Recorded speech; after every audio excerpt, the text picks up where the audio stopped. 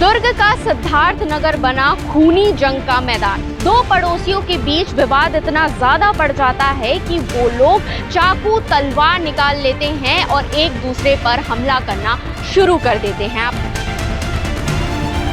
बच्चे आपस में झगड़ रहे थे और इसके बाद बड़े उसमें आ जाते हैं और वो चाकू तलवार चलाने लगते हैं। 10-15 लोग गुंडे परिवार के जो है वो परिहार परिवार के घर के अंदर घुस जाते हैं और वहां जाकर चाकूबाजी करना शुरू कर देते हैं। मेरे बेटे के सर में चाकू मारे हैं, हाथ में चाकू मारे हैं। हाँ, पूरा तलवार छुरी लेके मेरे घर में पूरे 25 लोग घुसे। मेरे ऊपर चाकू से हमला किए, तलवार से मेरे सर में मारे, मेरे हाथ में बल्ली मारे। अरे मैं कुछ नहीं, बच्चे लोग को गाली दे रही थी, उसके यहाँ का नासो आया, मेरे को गाली देने लगा। पूरे उसके बालाघाट से आए, लेडीज जेंट्स सब आए, अपने आप गाली दे रहे हैं। बुला तेरे भाई लोग को, तेरे खानदान को, तेरे बेटे लोग के 10-15 है, जितना बुला सबको मर्डर कर दूंगा, सबका चाकू। दुर्ग का सिद्धार्थ नगर बना खूनी जंग का मैदान। मैं ऐसा क्यों कह रही हूँ आपको आगे खबर में पता चलेगा। नमस्कार, आप देख रहे हैं सीजी भास्कर, मैं हूँ आस्था तिवारी और दुर्ग के सिद्धार्थ नगर से ये मामला निकलकर सामने आया है। कोतवाली थाना क्षेत्र का ये पूरा मामला है, जहाँ दो पड़ोसियों के बीच विवाद इतना ज्यादा बढ़ जाता है कि वो लोग चाकू तलवार निकाल लेते हैं और एक दूसरे पर हमला करना शुरू कर देते हैं। आपको बता दें, ये दो परिवार जो है, एक कुंडे परिवार और एक परिहार परिवार, इनका विवाद जो है 2 साल पहले से भी चल रहा है, जिसकी वजह से केस भी चल रहा है। अभी तक आपको आगे बाइट में भी सुनने को मिलेगा, लेकिन अभी जो विवाद हुआ है वो बच्चों को लेकर विवाद था।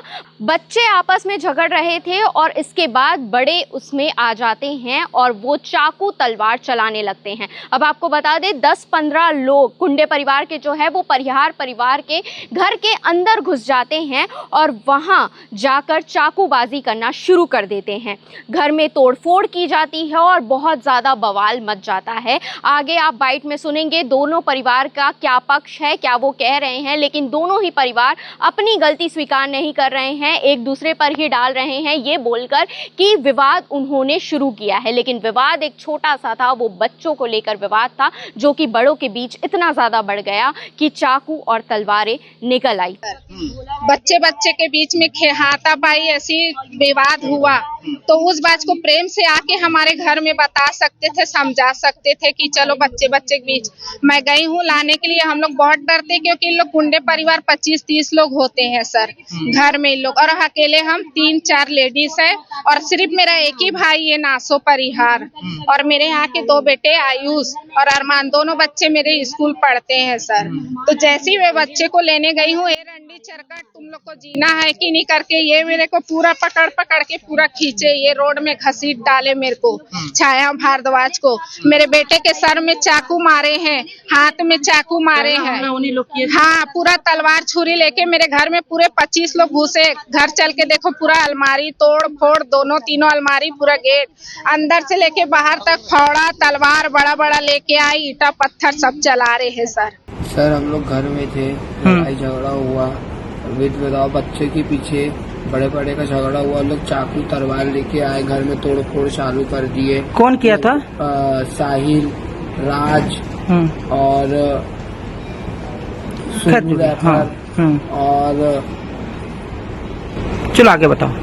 उसके बाद फिर मेरे ऊपर चाकू से हमला किए, तलवार से मेरे सर में मारे, मेरे हाथ में बल्ली मारे और मेरे को ये भी बोले कि तू दिखना मत, तेरा 302 कर देंगे शहर में। काहे के लिए बोले वो लोग ऐसा? यानी कि बच्चों के मैटर में बड़े का झगड़ा हुआ और घर का पूरा सामान तोड़ फोड़ कर दिए लोग। अलमारी पटक दिए, पूरा घर वाले घबरा गए, गेट तोड़ दिए घर का, हर चीज। आपका नाम बताओ?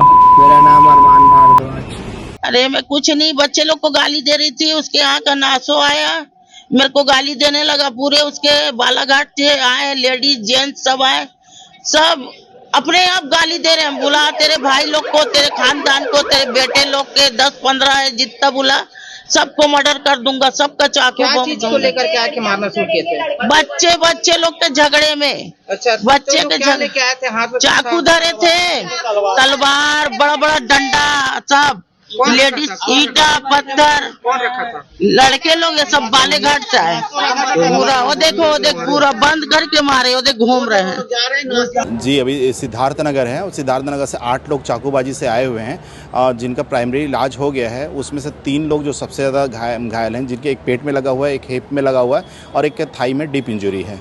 और सारे लोगों का ट्रीटमेंट हो चुका है और सारे लोगों का अभी सुपरविजन चालू है। उनको ड्रेसिंग पट्टी वगैरह सब कुछ करने के बाद में अभी सिर्फ आधे घंटे के लिए सुपरविजन के रूप में रखा गया है। इसके बाद अगर देखते हैं कि जो 3 हैं उनको तो छुट्टी नहीं करेंगे, लेकिन जो 5 हैं उनको प्राथमिक उपचार के बाद छुट्टी कर दिया जाएगा। इसके अलावा जिस प्रकार आपने सुना कि परिहार परिवार में बेलाघाट से भी मेहमान आए हुए थे और वो भी घायल हुए हैं, यानी उन्हें भी चोट आई है। किसी के सर फटे हैं तो कोई खून से लथपथ हुए हैं, चाकू उन्हें लगा है और अभी तक कुल 7 लोग घायल हैं, जिन्हें जिला अस्पताल में भर्ती कराया गया है और उनका जांच चल रहा है और बाकी मामले की जांच पुलिस कर रही है कि आखिर किसकी गलती थी। लेकिन ये बहुत बड़ा सवाल खड़ा करता है कि पड़ोसियों के बीच मामूली विवाद में चाकू और तलवारें निकल जा रही है, वो भी इतनी आसानी से, और कोई सख्त कार्रवाई क्यों नहीं की जाती। फिलहाल इस खबर को लेकर आपकी क्या राय है, कमेंट में अपनी राय जरूर बताइएगा और ऐसे ही खबरों के लिए हमारे चैनल सीजी भास्कर को फॉलो एंड सब्सक्राइब जरूर करें।